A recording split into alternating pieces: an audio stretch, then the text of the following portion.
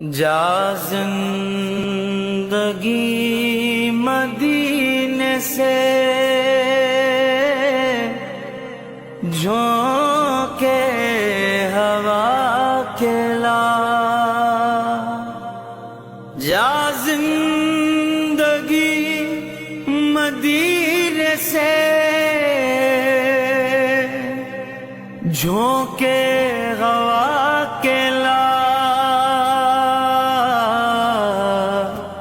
شاید حضور ہم سے خفا ہے منا کے لا۔ بسم اللہ الرحمن الرحیم۔ الحمد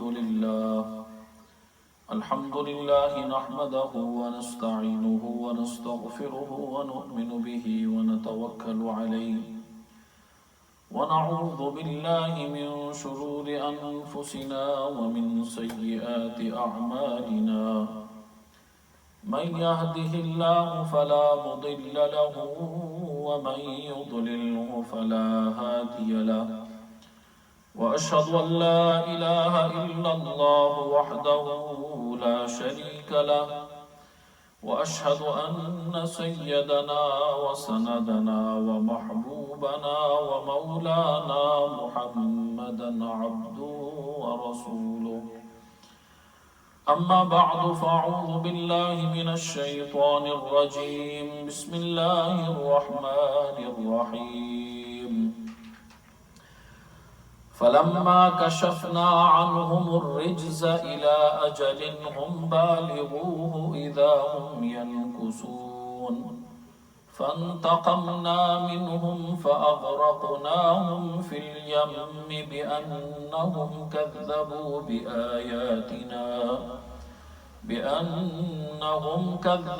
بآياتنا وكانوا عنها غافلين۔ آمنت بالله صدق الله ومولانا العظيم وبلغنا رسوله النبي الكريم الأمين، قال الله تبارك وتعالى في شان حبيبه مخبرا وآمرا، إن الله وملائكته يصلون على النبي يا أيها الذين آمنوا صلوا عليه وسلموا تسليما، اللهم صل على سيدنا وشفيعنا وحبيبنا ونبينا ومولانا محمد وعلى آل سيدنا ومولانا محمد وبارك وسلم ثم صل عليه، الصلاة والسلام عليك يا سيدي يا رسول الله، وعلى آلك وأصحابك يا سيدي يا حبيب الله، وأحسن منك لم تر قط عيني، وأجمل منك لم تلد النساء، خلقت مبرأ من كل عيب كأنك قد خلقت كما تشاء، يا صاحب الجمال ويا سيد البشر، من وجهك المنير لقد نذر القمر، لا يمكن الثناء كما كان حقه، بعد از خدا بزرگ توی قصہ مختصر۔ معزز سامعین کرام، الحمدللہ اللہ تبارک و تعالی جل شانہ کی عطا کردہ توفیق سے سورۃ الاعراف شریف میں سے کچھ حصہ تلاوت کرنے کا شرف حاصل ہوا ہے۔ دعا ہے کہ اللہ رب العزت حضور کی ساری امت کو حق بات کہنے کی، حق پر عمل کرنے کی توفیق عطا فرمائے، آمین۔ حاضرین محترم، جیسا کہ گزشتہ خطاب میں جس موضوع پر ہم نے گفتگو کا ارادہ کیا تھا اور کچھ وقت اللہ کی توفیق سے جو تذکرہ ہم نے موسیٰ علیہ السلام کے دور مبارک میں فرعونیوں کا ذکر کیا، جس میں فرعونیوں پر جو اللہ کا عذاب نازل ہوا اس حوالے سے اسی بات کو آگے بڑھاتے ہوئے اس مضمون کو الحمدللہ اللہ کے فضل سے آج ہم مکمل کریں گے، اور اس میں چند چیزیں ایسی ہیں کہ جو دور حاضر کے جو حالات و واقعات ہیں ان پر بھی مختصر سے وقت میں کوشش کریں گے کہ گفتگو کی جائے۔ جیسا کہ گزشتہ خطاب میں نے سورۃ الاعراف شریف میں سے اس آیا مبارکہ سے ابتدا کی تھی، فَأَرْسَلْنَا عَلَيْهِمُ الطُّوفَانَ، جس میں اللہ رب العزت نے قوم فرعون پر 5 قسم کے عذابوں کا ذکر فرمایا، اور یہ عذاب یک بعد دیگر فرعون کی قوم پر آتے رہے، اور ان میں ہر عذاب کو اللہ رب العزت نے موسیٰ علیہ السلام کی دعا کی برکت سے ان پر ختم ہوتا رہا۔ لیکن باوجود اس کے، جس طرح اس آیہ مبارکہ میں اللہ نے فرمایا کہ پھر بھیجے ہم نے ان پر طوفان اور ٹڈی اور جوئیں اور مینڈک اور خون، یہ سب عذاب اور واضح نشانیاں تھیں، باوجود ان نشانیوں کے دیکھنے کے چاہیے تھا کہ وہ توبہ کرتے، کلمہ پڑھ لیتے، لیکن اللہ رب العزت نے فرمایا فَاسْتَكْبَرُوا وَكَانُوا قَوْمًا مُجْرِمِينَ، فرمایا پھر بھی وہ تکبر کرتے رہے اور وہ لوگ پیشہ ور مجرم تھے۔ اور ان عذابوں کا ذکر بھی گزشتہ خطاب میں گزر چکا ہے، جس میں آخری عذاب جس کا میں نے کہا تھا کہ خون کی صورت میں ان پر آیا، کہ ان کے دریا خون بن گئے، ان کے کنویں خون بن گئے،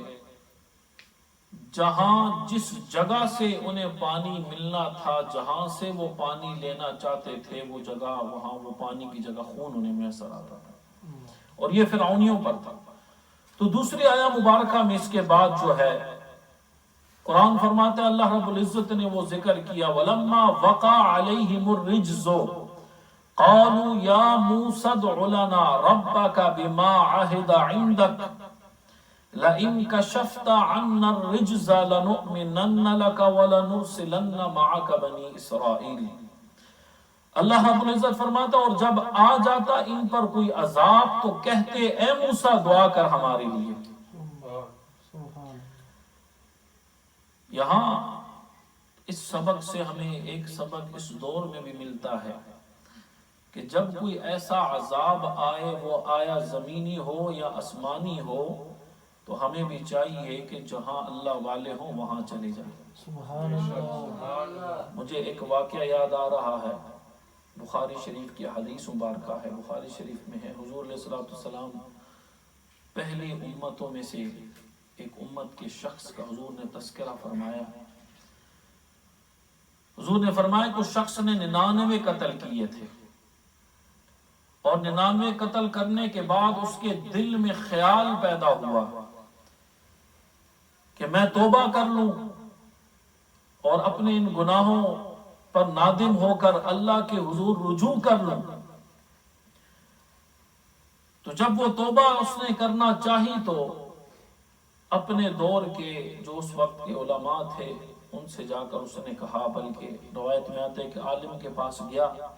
اور جا کر کہنے لگا کہ مجھ سے ایک گناہ سرزد ہوا ہے۔ انہوں نے کہا کیا گناہ؟ کہا 99 قتل میں نے کیے ہیں، تو میں اب توبہ کرنا چاہتا ہوں، اللہ کے حضور معافی مانگنا چاہتا ہوں، کیا میری معافی ہے؟ تو مولانا صاحب نے آگے سے اس کو جواب دیا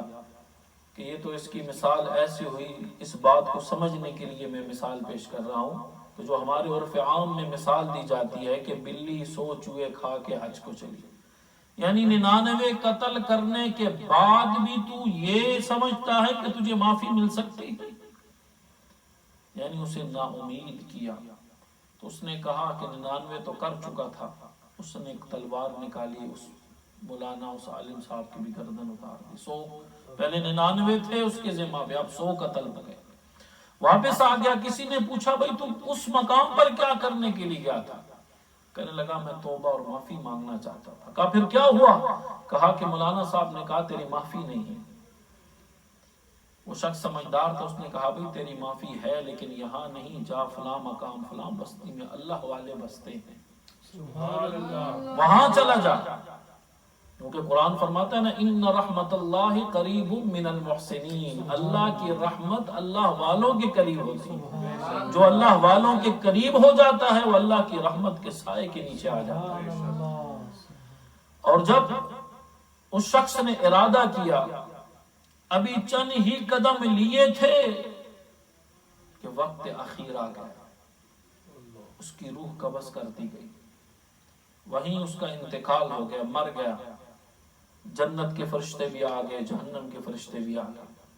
جہنم کے فرشتے کہنے لگے یہ ہمارا ہے، اس نے 100 قتل کیے ہیں. جنت کے فرشتے کہنے لگے کہ ہاں بے شک اس نے 100 قتل کیے ہیں لیکن یہ توبہ بھی کر چکا تھا، اس نے توبہ کی نیت سے سفر کر لیا تھا اور اس نے اللہ کی طرف رجوع کر لیا تھا اور نیک لوگوں کی طرف سفر شروع کر دیا. الغرض وقت مختصر ہے، میں بات لپیٹتا ہوں.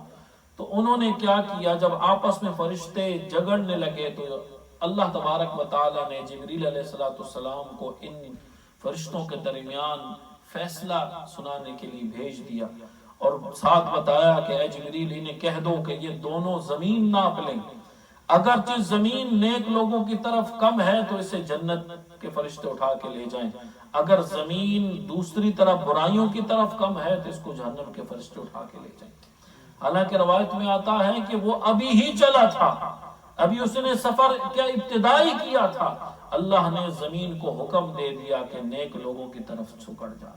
تو یہاں سے پتہ چلا کہ جو اللہ والوں کی طرف قدم اٹھا دیتے اللہ ان کے تمام گناہ معاف فرما دیتے. تو یہاں اس آیہ مبارکہ میں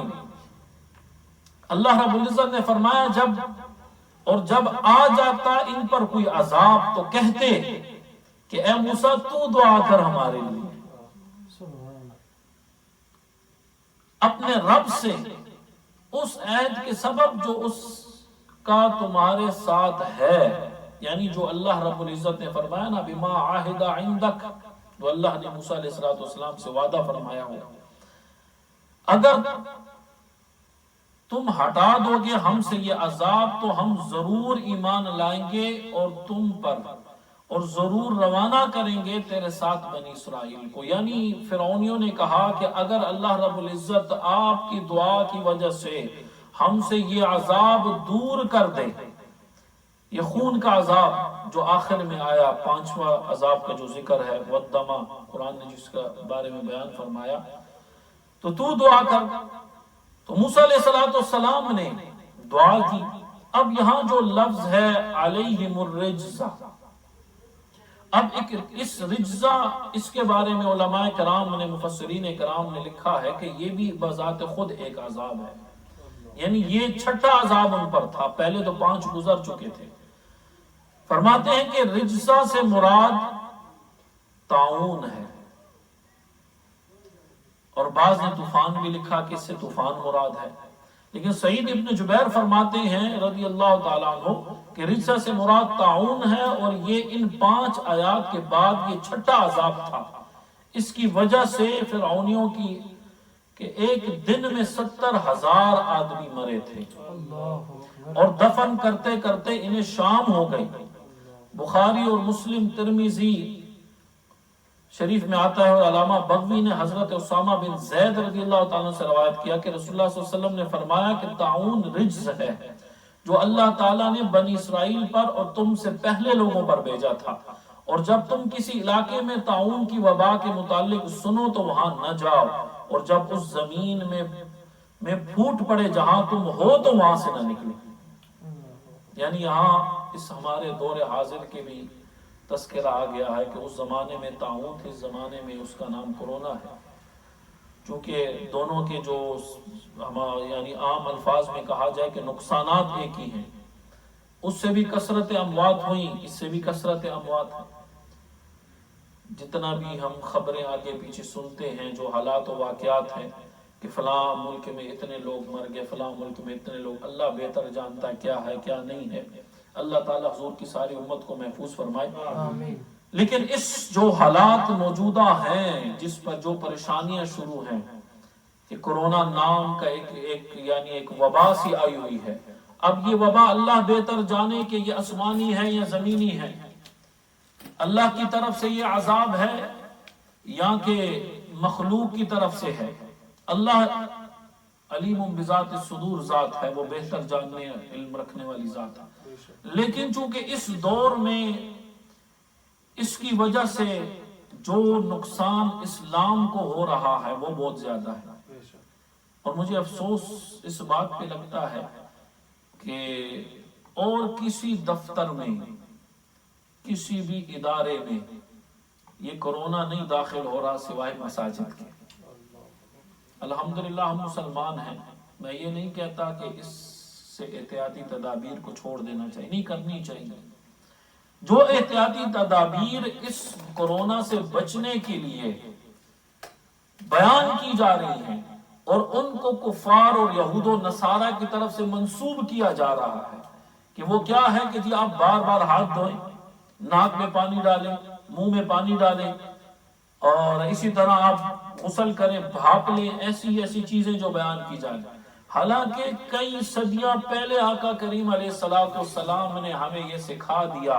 کہ اگر کوئی مسلمان دن میں 5 بار نماز کے لیے وضو کرے، اب وضو کا طریقہ کیا ہے کہ سب سے پہلے وہ ہاتھ دھوتا ہے اور پھر اس کے بعد منہ میں پانی ڈالتا ہے، منہ کو پاک کرتا ہے، کلی کرتا ہے، غرارے کرتا ہے، مسواک کرتا ہے، برش کرتا ہے، پھر اس کے بعد ناک میں پانی ڈالتا ہے، ناک کو صاف کرتا ہے، اور پھر اس کے ناک صاف کرنے کے بعد وہ پانی چہرہ دھوتا ہے۔ پھر آج سائنس کی طرف سے منسوب کیا جا رہا ہے کہ بتایا جا رہا ہے کہ ہاتھ یہاں تک نہیں، کونیوں تک دھونے چاہیے۔ اسلام نے کئی صدیاں پہلے بیان کر دیا کہ ہاتھ یہاں تک دھوئے جائیں، اور قرآن میں اس کا ذکر ہے۔ قرآن نے طریقہ بھی سکھا دیا، فَاغْسِلُوا وُجُوهَكُمْ وَأَيْدِيَكُمْ إِلَى الْمَرَافِقِ وَامْسَحُوا بِرُؤُوسِكُمْ وَأَرْجُلَكُمْ إِلَى الْكَعْبَيْنِ۔ کہا پاؤں کو دو، ہاتھ کو دو، چہرے کو دو۔ آقا کریم علیہ السلام نے ساری یعنی حضور کی سنت مبارکہ ہے، اگر انسان طہارت میں رہے، پاک رہے اور مسجد کی طرف رجوع کرے اور اللہ کی طرف رجوع کرے۔ اور میں ایک چیز یہاں یہ کہنا چاہتا ہوں کہ مختلف دفاتر آج بھی کھلے ہیں، وہاں کا سٹاف وہاں جا رہے، ٹھیک ہے، وہ احتیاط اپنا رہا ہے۔ یہی اگر احتیاط اپنا کر ہم مسجدوں میں جا کر اللہ کے حضور جھکیں تو اللہ تعالیٰ کیا ہمیں اس سے نجات نہیں عطا فرمائے؟ دنیا بہت تنگ مسلمان پہ ہو گئی، فاروق کے زمانے کا نقشہ اٹھا کے لا، شاید حضور ہم سے خفا ہے، منا کے لا۔